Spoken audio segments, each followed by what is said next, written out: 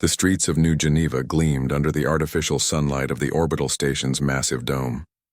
Thousands of beings from across the galaxy walked, crawled, and floated through the busy marketplace, their voices creating a symphony of different languages and sounds. Among them, barely noticed by the crowd, sat a creature that looked nothing like the proud species that had once ruled entire star systems. The old dog's fur was matted and gray, patches missing where age and hardship had taken their toll. His once bright eyes were cloudy and his breathing came in shallow gasps. Around his neck hung a worn collar, its surface scratched and faded from years of wear. Most passers-by didn't even glance at him, and those who did quickly looked away with expressions of disgust or pity. "Get that thing away from my stall," growled a Zephyrian merchant, his forearms waving dismissively. The dog looked up with tired eyes but didn't move. He had learned long ago that there was nowhere else to go. A group of young Altarian students approached, their sleek forms moving with the confidence of a species that had never known defeat. One of them noticed the dog and pointed with a laugh. "Look at that pathetic creature. I heard these earth animals used to be companions to humans." "Hard to believe looking at this wreck." His friends joined in the laughter. "The humans are all gone anyway," said another. "Extinct for over 50 years now. Just like they deserve for being so weak." The dog's ears drooped even lower. He understood more languages than most beings realized, a gift from the neural enhancements his human had given him long ago. Every cruel word cut deep, but he was too tired to show it anymore. An elegant Silurian female approached, her crystalline skin shimmering in the artificial light. She looked down at the dog with something that might have been sympathy, but when she reached toward him, her companion quickly pulled her back. "Don't touch it, Lyra. These Earth creatures carry diseases. Besides, it's probably dying anyway. The maintenance drones will collect it soon enough." Lyra hesitated, then allowed herself to be led away. The dog watched them go, his tail giving the smallest twitch. For a moment, he had hoped someone might show him kindness, but that hope faded as quickly as it had come. The day dragged on, and the crowds thinned as the station's artificial evening approached. Food vendors began closing their stalls, and the sweet smells of alien cuisines filled the air. The dog's stomach growled, but he had learned not to expect anything. The few scraps he found were usually rotted or poisonous to his Earth biology. A security drone hovered nearby, its sensors scanning the area. The dog tensed, knowing these machines were programmed to remove undesirable elements from public spaces. But today, like many others, the drone simply noted his presence and moved on. Even the automated systems seemed to have given up on him. As darkness fell over the marketplace, the dog curled up in his usual spot behind a waste disposal unit.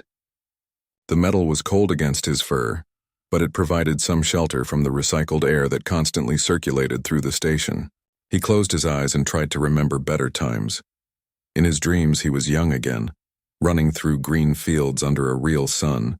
His human was there, throwing a stick that the dog would chase with boundless energy. The memory was so vivid he could almost smell the fresh grass and hear his human's laughter. But when he opened his eyes, he was back in the cold reality of the space station, alone and forgotten. The collar around his neck felt heavier than usual tonight. He had tried many times to remove it, but the clasp was too complex for his paws to manipulate. The collar held secrets that no one had bothered to discover, information that could change everything if only someone would take the time to look. A maintenance worker, a gruff centaurian with 4 legs and a perpetual scowl, walked past during his rounds. He glanced at the dog and shook his head. "Still here, old-timer? You're tougher than you look." It wasn't meant as a compliment, but it was the first acknowledgement the dog had received all day. The worker continued on his way, his heavy footsteps echoing through the empty marketplace.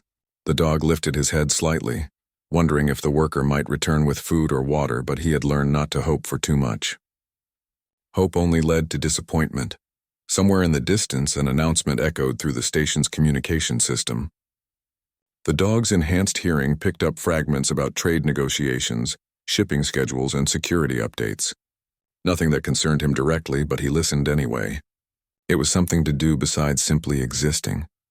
The collar's small display panel flickered occasionally, showing symbols and numbers that would have meant everything to the right person. But that person was gone along with the rest of humanity, and the dog was all that remained of a bond that had once spanned the stars. As the night cycle deepened, The dog settled into the restless sleep that had become his norm.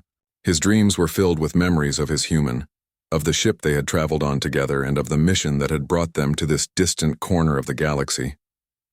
He dreamed of the day everything had changed, when the call came that Earth had fallen and there was no home to return to. But mostly, he dreamed of the secret he carried, locked away in the collar that no one bothered to examine, a secret that could restore hope to a galaxy that had forgotten what humanity was truly capable of.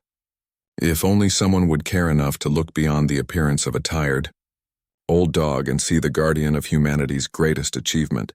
The station hummed quietly around him as he slept, its billions of inhabitants unaware that their salvation lay curled up behind a garbage unit, waiting for someone to read a simple collar tag. Dr. Elena Vasquez walked through the marketplace with the steady gait of someone who had seen too much of the galaxy's darker corners. Her weathered face bore the scars of a life spent in research stations and frontier colonies, and her gray hair was pulled back in a practical bun. Unlike the other beings bustling through the commercial district, she moved with purpose but without urgency, her eyes constantly observing details that others missed.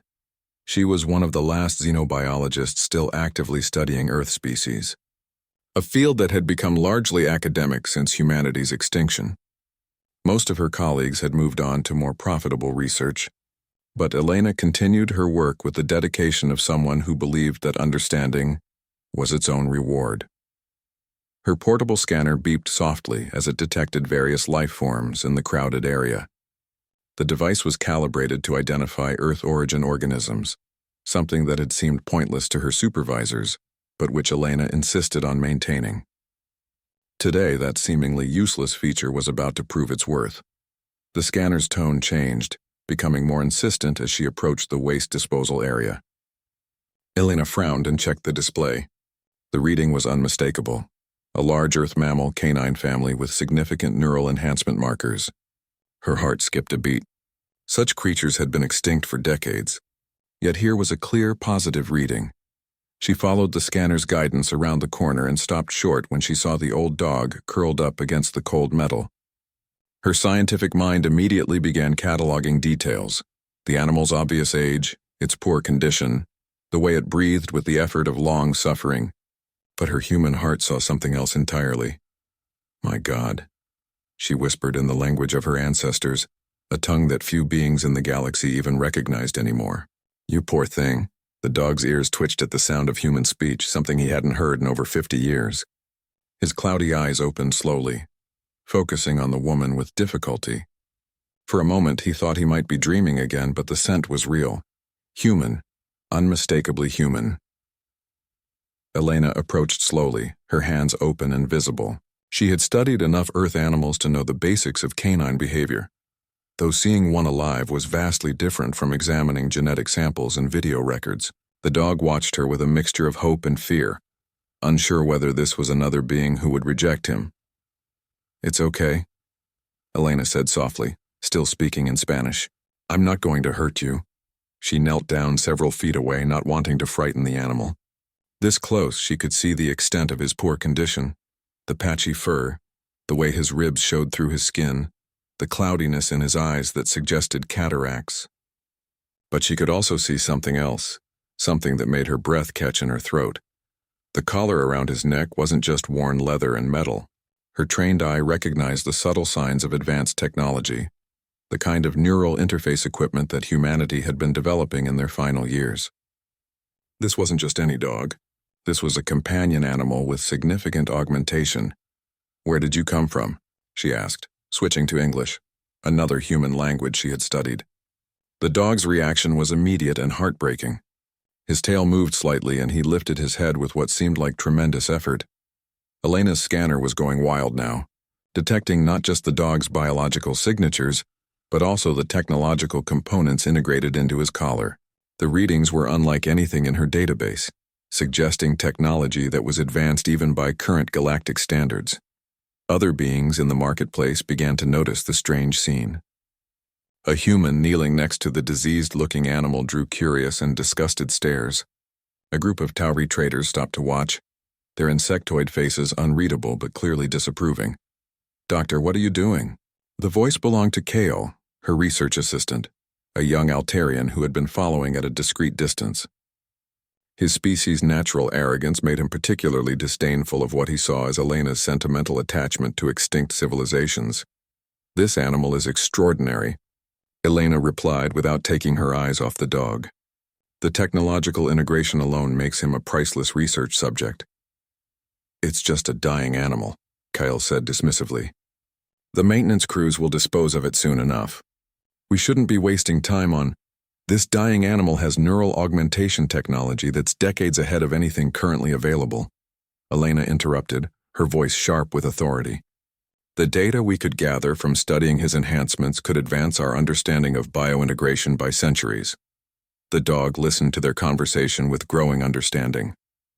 His enhanced cognitive abilities, boosted by the technology his human had given him, allowed him to follow the discussion despite his physical weakness. These beings were talking about studying him, about technology, about his collar. They didn't understand what they had found, but at least they weren't immediately rejecting him. Elena slowly reached into her pack and pulled out a small nutrition bar. It wasn't designed for canine biology, but her scanner indicated it wouldn't be harmful. She unwrapped it carefully and held it out, speaking in gentle tones. "Here, boy, you must be hungry." The dog's stomach overrode his caution. He struggled to his feet, his legs shaking with weakness, and slowly approached. When he took the food from her hand, Elena felt the incredible gentleness of his mouth, the careful way he avoided touching her fingers with his teeth despite his obvious hunger. As he ate, Elena examined his collar more closely. The metal was worn but still functional, and she could see data ports and display panels that were dark but not dead. Her scanner was detecting active power sources within the device, suggesting that despite its age, the collar's systems were still operational. "Kale, call the medical bay," she ordered. "I want a full biological workup prepared for a canine subject. And contact the technology department. I want their best cybernetics expert standing by." "Doctor, surely you're not serious about bringing that creature aboard our research vessel?" Elena stood up, her expression leaving no room for argument. "This animal represents the last living link to human biointegration technology. He's not just a research subject.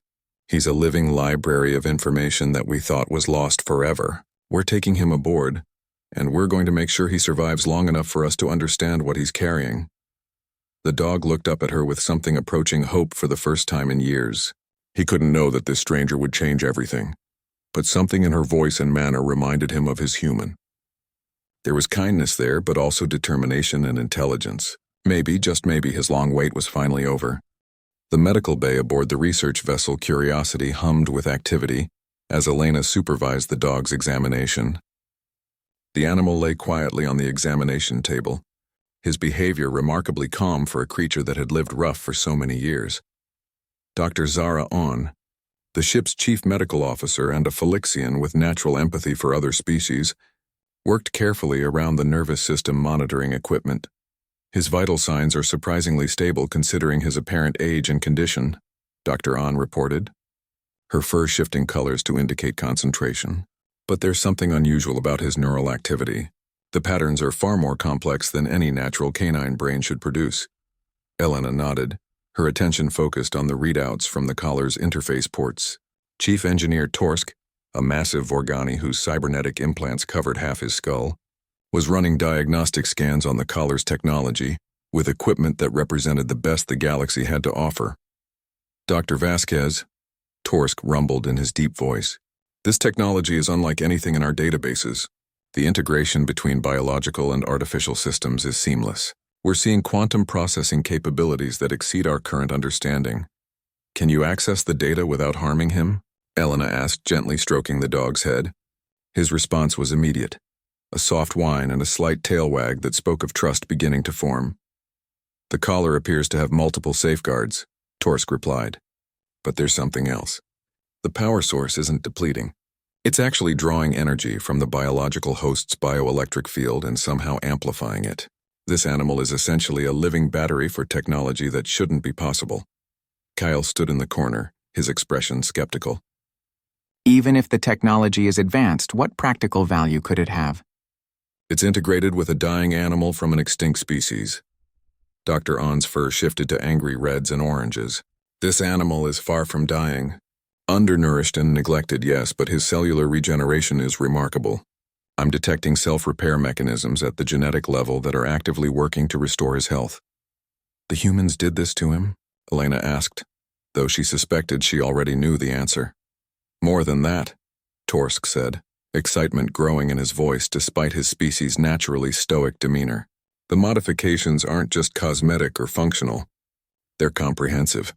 Enhanced intelligence, extended lifespan, improved immune system, accelerated healing. This creature has been transformed into something far beyond his natural state.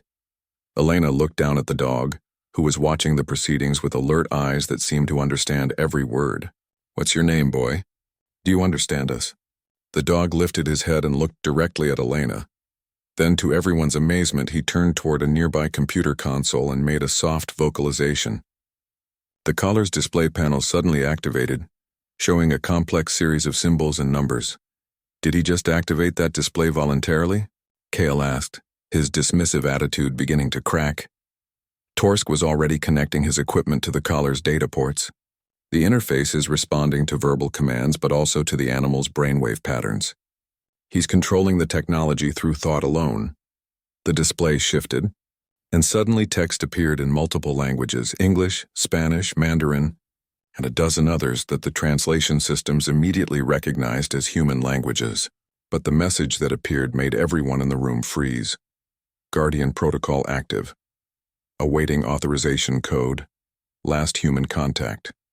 51 years. 3 months, 12 days. Elena's hands trembled as she read the words. Guardian protocol? What were you guarding? The dog looked at her intently, and the display changed again.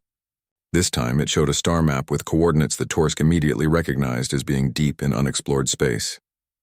Below the map, more text appeared, classified. Human Research Station, designation New Eden. Cargo, 2.3 million human genetic samples. 500,000.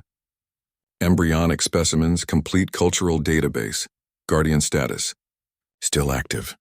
The silence in the medical bay was deafening. Elena felt her knees go weak as the implications hit her. They're not extinct, she whispered. Humanity isn't extinct. Dr. An was the first to recover her voice. This animal has been carrying the location of human survivors for over 50 years. Not survivors, Elena corrected, reading the display more carefully. Seeds. They created a hidden colony ship, a place where humanity could be reborn even if Earth fell. And he's been guarding the secret all this time. Kyle's superior attitude had completely disappeared. Why didn't he reveal this information before? He's been on that station for years. The dog's ears drooped slightly, and the display showed new text. Authorization required. Only human genetic markers and voice pattern recognition allow access to full database. Elena understood immediately. He was waiting for a human to find him. All this time, he was waiting for someone who could properly authenticate themselves. Torsk was running deeper scans on the collar's systems. Doctor, the amount of data stored in this device is staggering. Complete genetic databases, cultural archives, technological specifications, and something else. Something massive that's locked behind additional security protocols. What do you mean? Elena asked. There's a quantum storage matrix in this collar that contains more information than our largest data centers. But accessing it requires not just human authentication, but something called a final protocol authorization. Elena looked at the dog, who was watching her with an expression that seemed almost hopeful. What's the final protocol, boy? The display shifted one more time, showing a simple message that sent chills through everyone present. Human extinction protocol reversal. Awaiting authorization from confirmed human genetic template. Warning. Single use only. Failure will result in data purge. They built a reset button. Elena breathed. Somehow humanity built a way to bring themselves back from extinction, and they trusted this dog to carry it until the right person could use it. Dr. An's medical scanners beeped with new information. Elena, you need to see this. I've been analyzing his genetic modifications, and there's something extraordinary here. The humans didn't just enhance him. They designed him to survive for centuries if necessary. His cellular structure has been modified to resist aging, disease, and even radiation. He was built to outlast the fall of civilization if he had to. Elena knelt down beside the examination table and gently placed her hand on the dog's head. You've been waiting all this time, haven't you? Waiting for one of us to come home. The dog's tail wagged for the first time since she'd found him, and the display showed a single word: home. But Elena's joy was tempered by the weight of responsibility that now rested on her shoulders. She was possibly the last free human in the galaxy, and this faithful guardian had delivered into her hands the power to resurrect her entire species. The question was, what would she do with it? Elena spent 3 sleepless days studying the data that the dog's collar had revealed. The guardian, whom she had decided to call Ranger after an ancient human tradition, had begun to recover remarkably quickly under Dr. On's care. His fur was growing back in patches, his eyes were clearer, and his movement showed increasing strength. The human genetic modifications were working exactly as designed, repairing decades of neglect with extraordinary efficiency. The research vessel's conference room had become Elena's command center. Star charts covered every surface, and multiple displays showed the constant stream of data from Ranger's collar. The coordinates for New Eden pointed to a system beyond the galaxy's outer rim, in a region that most spacefaring species considered too dangerous to explore. The journey would take 6 months with our current propulsion system, Captain Wren announced. The grizzled hegemony veteran had commanded exploration vessels for over 30 years, but even his experience paled before the magnitude of what they were contemplating. We'd be traveling through uncharted space with no support and no way to call for help. Torsk looked up from his analysis of the collar's technological specifications. The journey may be the least of our problems. I've been studying the human technology in this device, and it's clear that they were far more advanced than anyone realized. The quantum storage systems alone represent a technological leap that could destabilize the galactic balance of power. What do you mean? Elena asked, though she was beginning to suspect the answer. The complete human database contains not just genetic information and cultural records, Torsk explained, his cybernetic implants whirring as he processed the data. It includes technological specifications for weapons, defensive systems, and propulsion technology that exceed anything currently available to the Galactic Council. Kale, who had become increasingly nervous as the implications became clear, stood up abruptly. Dr. Vasquez, we need to consider the political ramifications of this discovery. If the Council learns that humanity created a secret colony with advanced technology, they'll view it as a potential threat. Humanity is extinct, Elena replied firmly. There's no threat from a dead species. But they're not dead, Dr. On interjected.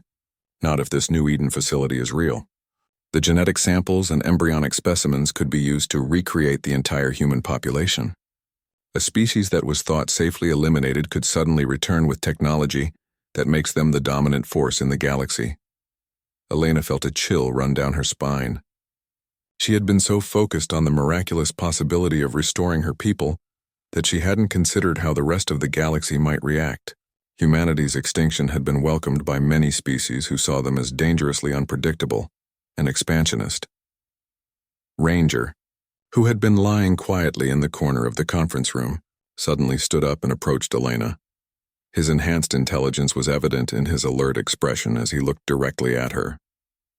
The collar's display activated without any external command. Additional protocols detected, displaying historical context. The main conference screen filled with images that took Elena's breath away. She saw Earth as it had been in humanity's final days. Massive orbital stations, fleets of ships spreading across the galaxy, colonies on hundreds of worlds. But she also saw the fear in the faces of other species, the growing tensions the alliances forming against human expansion. They knew. Elena whispered. Humanity knew they were going to be destroyed. New text appeared on the display. Operation Phoenix initiated 52 years ago. Human High Command Assessment. Galactic War inevitable. Species survival probability without intervention, 3.7%. Captain Wren studied the historical data with professional interest. This shows massive ship movements in the final months before Earth's fall. They weren't just trying to escape. They were implementing a long-term survival strategy. Look at these dates, Dr. On pointed out. They started moving genetic samples and key personnel to secret locations years before the actual extinction event. This was planned. Elena felt a complex mix of pride and sadness as she watched the records of her species' final preparations. They had faced extinction with typical human determination, refusing to simply accept defeat. But they had also made a choice that now put Elena in an impossible position. Ranger's collar displayed another message. Final protocol authorization requires conscious choice.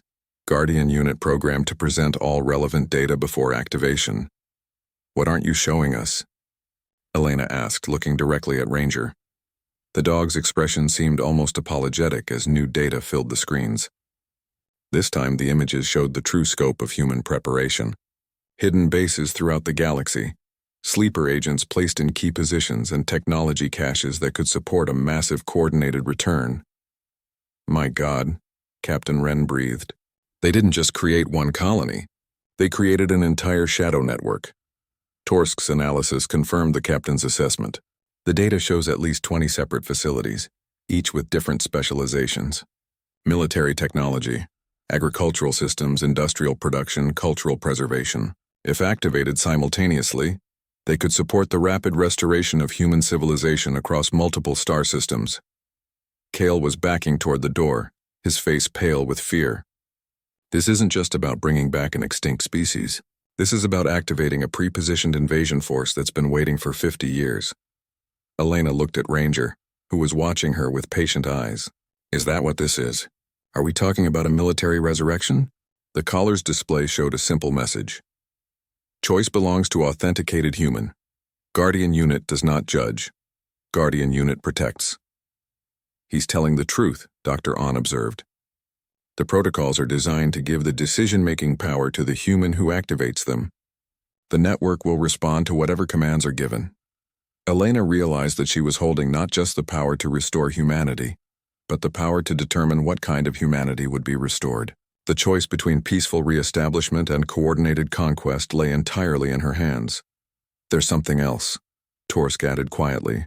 The data shows that the human leadership expected their guardian to be found by a human survivor within 5 years of the extinction event. The protocols were designed for someone who remembered human civilization, who could guide the restoration with first-hand knowledge. But I wasn't there, Elena said. I was born 20 years after Earth fell. I'm not a survivor.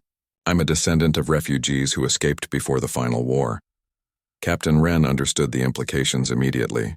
You have the genetic markers and knowledge to activate the system, but not the memories or emotional connections that the original planners expected. You're making this choice with incomplete information about what humanity was really like. Elena looked around the room at her colleagues, beings from different species who had become her friends and partners. Then she looked at Ranger, the faithful guardian who had waited 50 years for this moment. Show me everything, she told him. I need to understand what I'm really choosing between. The holographic display filled the entire conference room as Ranger's collar accessed the deepest levels of the human database. Elena found herself surrounded by the complete record of humanity's final years. Not the sanitized versions taught in galactic schools, but the raw, unfiltered truth. She watched as human colonies pushed aggressively into territories claimed by other species. She saw the arrogance of human diplomats who believed their technological superiority gave them the right to dictate terms to ancient civilizations. But she also saw human scientists sharing medical breakthroughs that saved billions of lives. Human engineers building infrastructure that lifted entire species out of poverty. And human artists creating beauty that transcended species boundaries. They were complex, Dr. On observed, her empathic abilities allowing her to sense the emotional weight of the records. Not monsters, but not saints either. Elena nodded, watching a particularly painful sequence showing human military forces occupying a Tauri colony world. The official justification was protecting human settlers, but the underlying motivation was clearly resource acquisition. Yet the next sequence showed human doctors working tirelessly to cure a plague that threatened to wipe out the same Tauri population. The other species weren't innocent either, Captain Wren pointed out. These records show coordinated efforts to eliminate human expansion through economic warfare, sabotage, and targeted assassinations. The final war didn't start in a vacuum. Ranger moved closer to Elena, and the display shifted to show more recent data. The images now showed the current state of the galaxy, the species that had thrived in humanity's absence, the technological stagnation that had followed the loss of human innovation, and the growing conflicts between former allies who no longer had humanity as a common enemy. The galaxy has been at peace for 50 years, Kyle argued. though his voice lacked conviction. The Council has maintained stability. Has it? Torsk challenged, his cybernetic implants processing the data at superhuman speed. These records show 17 separate conflicts that were prevented only by Council intervention, 3 species on the verge of extinction due to resource depletion, and declining innovation in every major technological field. Elena studied the data carefully. The galaxy without humanity was indeed more peaceful, but it was also more stagnant. The competitive drive and innovative spirit that had made humans dangerous had also been the engine of progress that benefited everyone. "Show me the restoration protocols," Elena commanded. Ranger's collar displayed 3 distinct options, each with detailed projections and requirements. The first was labeled Peaceful Restoration. It involved activating only the genetic storage facilities and cultural databases, slowly reintroducing humanity as a minor species under Council oversight. The projections showed a timeline of over a century to reach even a fraction of their former population, with strict limitations on expansion and technology development. The second option was Coordinated Return. This would activate all facilities simultaneously, establishing human presence on 20 worlds within 5 years. The military capabilities would remain dormant, but the technological advantages would give humanity a significant edge in any negotiations with the Council. The third option bore the ominous label, Project Phoenix Full Activation. This would awaken not just the restoration facilities, but also the hidden military installations, sleeper agents, and advanced weapon systems. Humanity would return as the dominant galactic power, capable of enforcing their will through superior technology and strategic positioning. The choice parameters are more complex than simple military options, Elena realized as she studied the data. Each option includes different approaches to governance, technological sharing, and integration with existing galactic civilization. Dr. On had been analyzing the psychological profiles included in the human database. Elena, there's something disturbing here. The humans who designed these protocols included personality modeling for the person who would make this choice. They predicted that their guardian would most likely be found by either a human supremacist seeking revenge, or someone so removed from original human culture that they would choose the most conservative option. They didn't expect someone like me, Helena said. Someone who grew up with non-human friends and colleagues, Captain Wren agreed. Someone who sees the galaxy as it could be rather than as it was. Torsk had been analyzing the technological specifications embedded in each option. Doctor, there's a fourth possibility that the original designers may not have anticipated. The protocols are modular. You could potentially activate specific aspects of different options rather than choosing a single predetermined path. Elena felt hope and fear in equal measure. What do you mean? The restoration facilities could be activated with peaceful parameters, but the technological databases could be shared gradually with the Council rather than hoarded. Humanity could return as partners rather than conquerors or supplicants. Kyle looked skeptical. The Council would never accept that.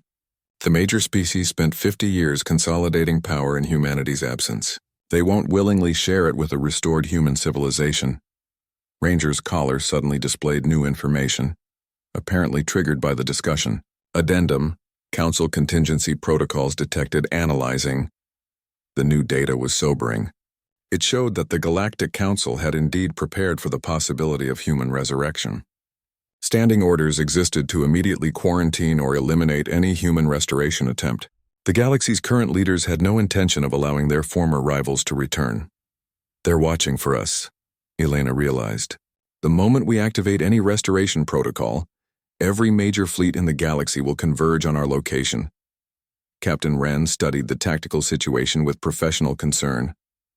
The human military installations could defend against most threats, but not against the combined fleets of the entire galaxy. Unless what? Helena asked. Unless the human technology really is as advanced as these specifications suggest.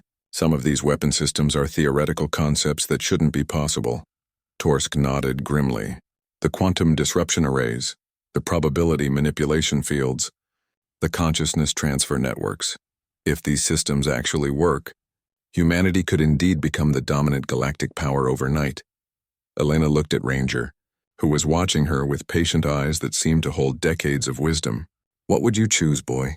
If you could make this decision, what would you do?" The collar's display showed a simple message. "Choice belongs to humans. Guardian unit protects choice maker." "That's not an answer," Elena said with a sad smile. "You've been carrying this responsibility for 50 years. You must have some opinion." Ranger tilted his head, and the display changed. Guardian unit observes, "Kindness transcends species. Choice maker shows kindness. Guardian unit trusts choice." Elena felt tears in her eyes as she realized what Ranger was telling her. He had watched the galaxy for 5 decades, seen how different species treated those who were weak and helpless. He had been rejected, ignored, and dismissed by countless beings, but the first person to show him kindness had been a human. That meant something to him. The holographic display filled the entire conference room as Ranger's collar accessed the deepest levels of the human database. Elena found herself surrounded by the complete record of humanity's final years. Not the sanitized versions taught in galactic schools, but the raw, unfiltered truth. She watched as human colonies pushed aggressively into territories claimed by other species. She saw the arrogance of human diplomats who believed their technological superiority gave them the right to dictate terms to ancient civilizations. But she also saw human scientists sharing medical breakthroughs that saved billions of lives. Human engineers building infrastructure that lifted entire species out of poverty. And human artists creating beauty that transcended species boundaries. They were complex, Dr. Ahn observed, her empathic abilities allowing her to sense the emotional weight of the records. Not monsters, but not saints either. Elena nodded, watching a particularly painful sequence showing human military forces occupying a Tauri colony world. The official justification was protecting human settlers, but the underlying motivation was clearly resource acquisition. Yet the next sequence showed human doctors working tirelessly to cure a plague that threatened to wipe out the same Tauri population. The other species weren't innocent either, Captain Wren pointed out. These records show coordinated efforts to eliminate human expansion through economic warfare, sabotage, and targeted assassinations. The final war didn't start in a vacuum. Ranger moved closer to Elena, and the display shifted to show more recent data. The images now showed the current state of the galaxy, the species that had thrived in humanity's absence, the technological stagnation that had followed the loss of human innovation, and the growing conflicts between former allies who no longer had humanity as a common enemy. "The galaxy has been at peace for 50 years, Kyle argued, though his voice lacked conviction. "The Council has maintained stability. Has it?" Torsk challenged, his cybernetic implants processing the data at superhuman speed. These records show 17 separate conflicts that were prevented only by Council intervention. 3 species on the verge of extinction due to resource depletion and declining innovation in every major technological field. Elena studied the data carefully. The galaxy without humanity was indeed more peaceful, but it was also more stagnant. The competitive drive and innovative spirit that had made humans dangerous had also been the engine of progress that benefited everyone. "Show me the restoration protocols," Elena commanded. Ranger's collar displayed 3 distinct options, each with detailed projections and requirements. The first was labeled Peaceful Restoration. It involved activating only the genetic storage facilities and cultural databases, slowly reintroducing humanity as a minor species under Council oversight. The projections showed a timeline of over a century to reach even a fraction of their former population, with strict limitations on expansion and technology development. The second option was Coordinated Return. This would activate all facilities simultaneously, establishing human presence on 20 worlds within 5 years. The military capabilities would remain dormant, but the technological advantages would give humanity a significant edge in any negotiations with the Council. The third option bore the ominous label, Project Phoenix Full Activation. This would awaken not just the restoration facilities, but also the hidden military installations, sleeper agents, and advanced weapon systems. Humanity would return as the dominant galactic power, capable of enforcing their will through superior technology and strategic positioning. The choice parameters are more complex than simple military options, Elena realized as she studied the data. Each option includes different approaches to governance, technological sharing, and integration with existing galactic civilization. Dr. On had been analyzing the psychological profiles included in the human database. Elena, there's something disturbing here. The humans who designed these protocols included personality modeling for the person who would make this choice. They predicted that their guardian would most likely be found by either a human supremacist seeking revenge, or someone so removed from original human culture that they would choose the most conservative option. They didn't expect someone like me, Helena said. Someone who grew up with non-human friends and colleagues, Captain Wren agreed. Someone who sees the galaxy as it could be rather than as it was. Torsk had been analyzing the technological specifications embedded in each option. Doctor, there's a fourth possibility that the original designers may not have anticipated. The protocols are modular. You could potentially activate specific aspects of different options rather than choosing a single predetermined path. Elena felt hope and fear in equal measure. What do you mean? The restoration facilities could be activated with peaceful parameters, but the technological databases could be shared gradually with the Council rather than hoarded. Humanity could return as partners rather than conquerors or supplicants. Kyle looked skeptical. The Council would never accept that. The major species spent 50 years consolidating power in humanity's absence. They won't willingly share it with a restored human civilization. Ranger's collar suddenly displayed new information, apparently triggered by the discussion. Addendum, Council contingency protocols detected analyzing. The new data was sobering. It showed that the Galactic Council had indeed prepared for the possibility of human resurrection. Standing orders existed to immediately quarantine or eliminate any human restoration attempt. The galaxy's current leaders had no intention of allowing their former rivals to return. They're watching for us, Elena realized. The moment we activate any restoration protocol, every major fleet in the galaxy will converge on our location. Captain Wren studied the tactical situation with professional concern. The human military installations could defend against most threats, but not against the combined fleets of the entire galaxy. Unless what? Helena asked. Unless the human technology really is as advanced as these specifications suggest. Some of these weapon systems are theoretical concepts that shouldn't be possible. Torsk nodded grimly. The quantum disruption arrays, the probability manipulation fields, the consciousness transfer networks. If these systems actually work, humanity could indeed become the dominant galactic power overnight. Elena looked at Ranger, who was watching her with patient eyes that seemed to hold decades of wisdom. What would you choose, boy?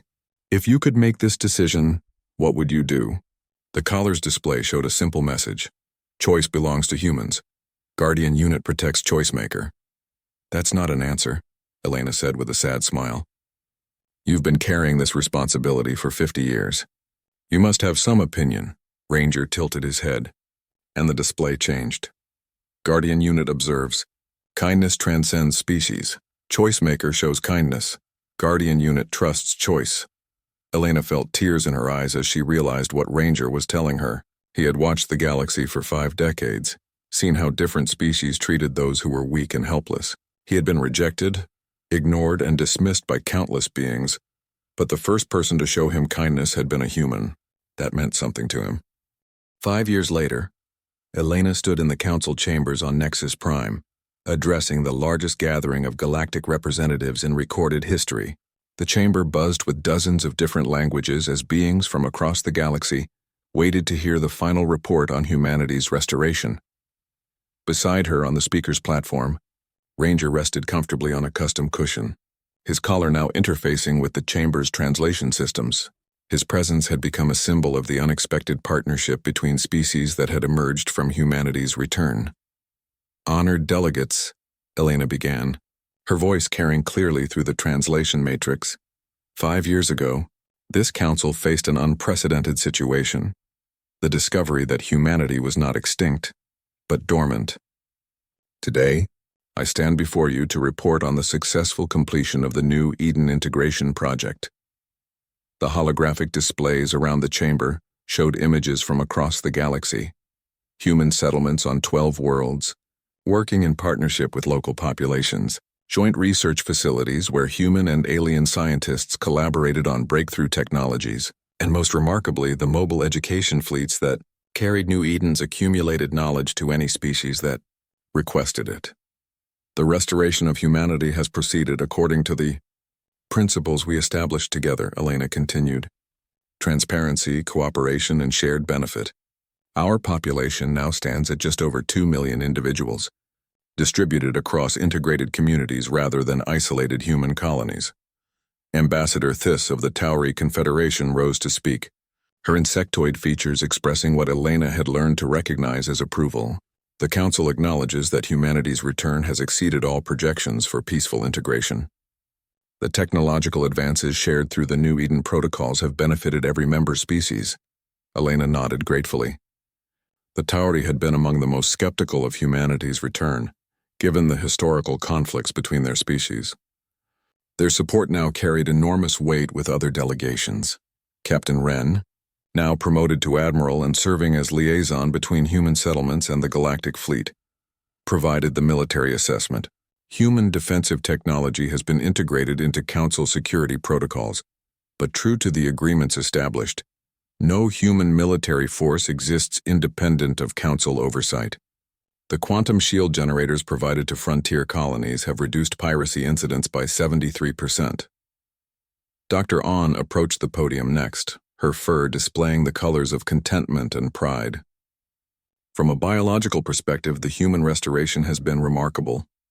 The genetic diversity preserved at New Eden has prevented the population bottleneck issues we anticipated.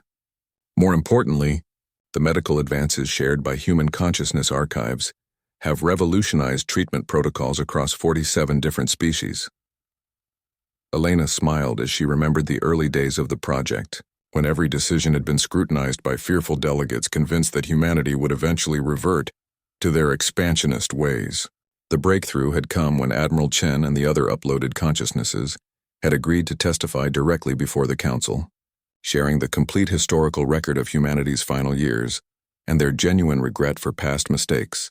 Torsk, now serving as Chief Technology Officer for the Joint Human Galactic Research Initiative, presented the innovation statistics. The collaboration between human adaptive thinking and established galactic engineering principles has produced advances that neither could have achieved alone. We've solved the energy crisis on 16 worlds, developed faster-than-light communication protocols, and created the first truly sustainable terraforming technology. The galaxy is better because humanity returned, Elena stated, and for the first time in 5 years, no delegate challenged that assertion. But the most significant moment came when Ranger activated his interface and addressed the assembly directly. His voice, now carrying the accumulated wisdom of decades, spoke with quiet authority. I watched this galaxy for 50 years while carrying humanity's future, he said. I saw fear, prejudice, and rejection from most species I encountered. But I also saw kindness, curiosity, and hope. Dr. Vasquez showed me that same kindness on the day she found me. Not because she knew what I carried, but because compassion was her nature. He paused, looking around the chamber with eyes that seemed to see into every delegate's heart. Humanity's greatest gift to the galaxy was never our technology or our military might. It was our refusal to accept that different species cannot work together. Every human child born in the past 5 years has grown up with friends from multiple species. They see cooperation as natural, not as an exception. Elena felt tears in her eyes as she watched the assembled delegates listening to Ranger with respectful attention. The guardian who had been rejected and ignored for so long was now addressing the most powerful beings in the galaxy as an equal. Ambassador Korath of the Hegemony, whose species had been among humanity's strongest opponents in the old days, stood to make the final statement. The Hegemony moves for a formal resolution recognizing humanity's full restoration to galactic citizenship, with all rights and responsibilities that entails. Furthermore, we propose establishing the Ranger protocols as the standard procedure for integrating any species that may return from apparent extinction. The vote was unanimous. Later, as the ceremony concluded and delegates began to disperse, Elena found herself alone with Ranger on the observation deck overlooking Nexus Prime's great city.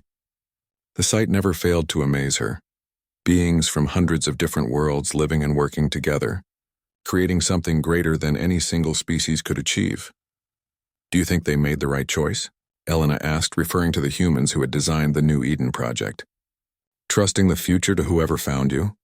Ranger was quiet for a long moment, his enhanced consciousness processing the question with the depth it deserved. They trusted in the best of humanity, he finally said. Not human supremacy or human dominance, but the human ability to see potential where others see only problems. You proved them right. Elena scratched behind his ears, a gesture that still made his tail wag despite his enhanced intelligence and advanced age. What do you want to do now? She asked. You've completed your mission. You could retire, enjoy the gardens on New Eden, maybe finally just be a dog. Ranger turned to look at her with eyes that sparkled with unmistakable mischief. Actually, he said, I've been talking with the Consciousness Archives about a new project. There are other species in the galaxy that face extinction, other worlds that need hope. Admiral Chen thinks we could design mobile guardian units, not just for humans, but for any species that needs a second chance. Elena laughed, realizing that she should have expected this. Humanity's most faithful guardian wasn't ready to rest while there was still work to be done. The Ranger Corps? She suggested. I like that, he replied. A galaxy where no species has to face extinction alone, where every civilization has guardians watching over them until help arrives. As they stood together watching the sunset over a city that represented the best of what the galaxy could become, Elena reflected on the incredible journey that had brought them here. It had started with an old rejected dog that nobody wanted, carrying secrets that nobody bothered to discover. Now it was ending with proof that the strongest force in the galaxy wasn't military might or technological superiority, but the simple act of showing kindness to those who needed it most. And maybe, Elena thought as she watched Ranger's tail wag with excitement about their next adventure, that was the most human thing of all.